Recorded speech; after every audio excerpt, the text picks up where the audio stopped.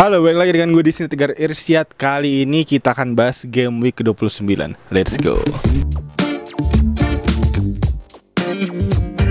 Oke, setelah Game Week ke-28 selesai ya, Game Week yang cukup oke, cukup seru. Double Game Week yang bisa gue bilang juga cukup oke ya. Sama halnya kayak Game Week ke-26 kemarin yang menghasilkan banyak banget tim-tim, manajer-manajer FPL yang mendapatkan 100 poin ke atas. Dan juga ini merupakan salah satu Game Week yang bisa gue bilang juga cukup tembus ya untuk para nama-nama yang bisa kita ambil di sini. Kayak gue kemarin menguptemkan James cukup oke, cukup keren. Cuman memang sayangnya James hanya bermain satu kali ya di Double Game Week kemarin. Yang cukup oke-nya ada di Coutinho mencetak gol lagi semalam, dan itu membuat teman-teman semua yang menggunakan Coutinho, apalagi menggunakan Coutinho sebagai kapten, pastinya cukup gacor ya, dimana 40 poinan ya kalau nggak salah ya. Jadi sangat menyayat hati para teman-teman yang nggak punya Coutinho tentunya. Dan langsung aja seperti biasa gue akan bawakan segmen-segmennya seperti biasa untuk tim review singkat, tim selection, sekaligus untuk strategi di Game Week ke-29 dan 30 besok. Untuk itu langsung aja let's go. Oke, langsung aja kita tim review singkat ya. Di sini gue belum lihat poin gue ya, kayaknya poin gue 80-an mungkin.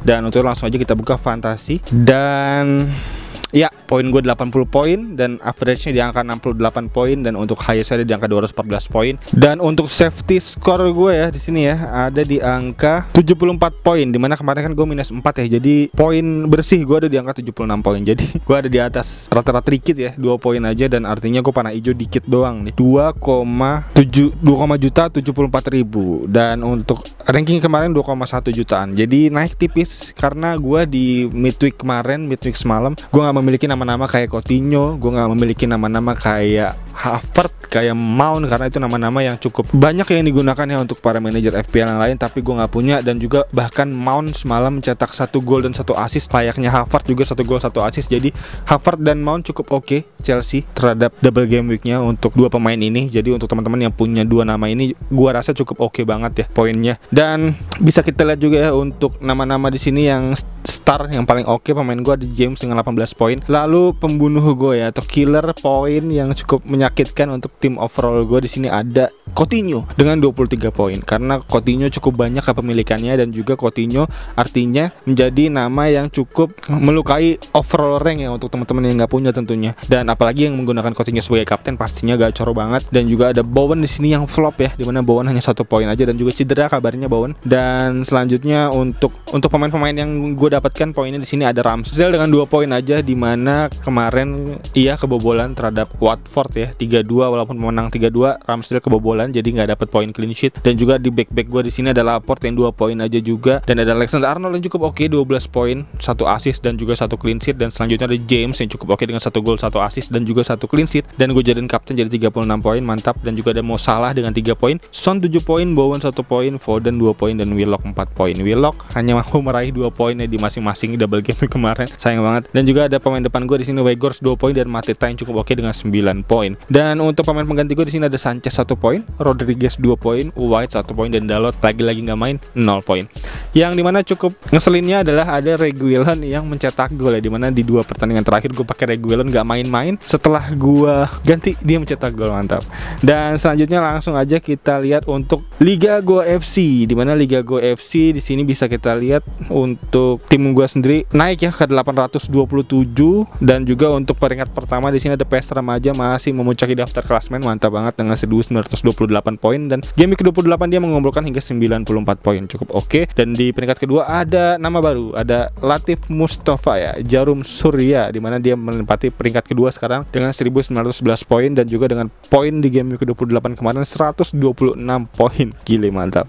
Dan ada EBSYB BSIM SISM dengan game week 28 hingga 139 poin, mantap banget nih, dengan total poin hingga 1911, sama poinnya ya 2 ke 3 ya. Dan makin tipis jaraknya 1928 ke 1911, jadi makin sengit nih untuk perebutan tahta juara di Liga Go FC, mantap. Dan selanjutnya langsung aja kita masuk ke tim selection, dimana kemarin gue udah melakukan transfer ya, 2 transfer bahkan jadi minus 4. Dan kira-kira siapa aja nama-nama yang bisa gue masukin. Untuk itu langsung aja kita masuk ke segmen berikutnya, tim selection, let's go. Oke, untuk tim selection selection kemarin gue udah transfer in ya, dimana dua pemain yang gue masukin di sini ada Kulusevski, gue gantikan dari Bowen, dan ada Doherty yang gue gantikan dari James, dimana James cedera jadi nggak bisa main besok. Dan juga ini nama-nama yang akan main juga ya di blank game week ke-30 ya. Walaupun memang strategi transfer gue ini nggak memperhatikan game week ke-30, karena nanti di game week ke-30 nanti gue menggunakan free hit ya. Dan untuk nama-nama ini harusnya nama-nama yang bisa gue consider bisa mencetak poin oke. Karena untuk di double game week besok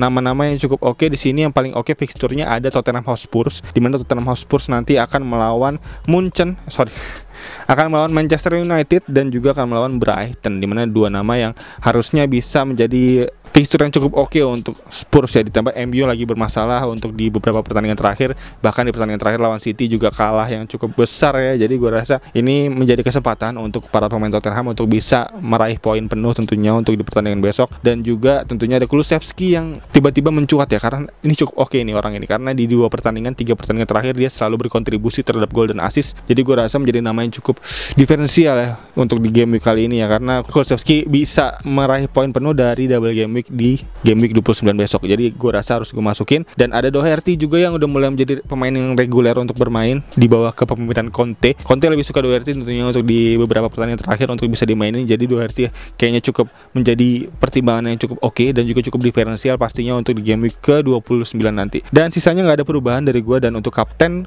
untuk pilihan pertama kapten dari gue tentunya ada Harry Kane, pastinya harusnya cukup oke, mengingat juga di 2 pertandingan terakhir dia mencetak gol terus ya. Dan juga lawannya bisa gue bilang fixturnya cukup oke untuk di double game week besok. Dan pilihan kedua tentunya ada Mohamed Salah, di mana Mohamed Salah juga dapat double game week untuk Liverpool dengan menghadapi Brighton dan Arsenal, yang dimana Arsenal lagi cukup oke ya di 5 pertandingan terakhir, mendapatkan 4 kali kemenangan. Jadi gue rasa juga cukup menjadi tantangan PR yang cukup gede juga untuk Liverpool besok. Dan ditambah lagi Arsenal sekarang udah di peringkat 4 ya, jadi udah masuk ke zona Liga Champion dan menyisakan 3 pertandingan. Dan bukan gak mungkin ya untuk Arsenal bisa menyalip Chelsea ya untuk di beberapa game week ke depan, karena juga masih punya tabungan main cukup banyak. Jadi cukup oke nih Arsenal di beberapa game week terakhir. Dan juga bisa kita lihat ya untuk di pemain tengah gue di sini ada Foden, masih di mana Foden akan melawan Crystal Palace, yang gue rasa juga cukup oke nih untuk potensinya untuk di game week ke-29 besok. Walaupun memang untuk single game week, tapi untuk City masih bisa menjadi nama yang kita percayakan penuh ya, karena City masih menjadi pemimpin puncak klasmen ya untuk bisa meraih gelar di musim ini, berselisih hanya 3 poin aja dari Liverpool ya.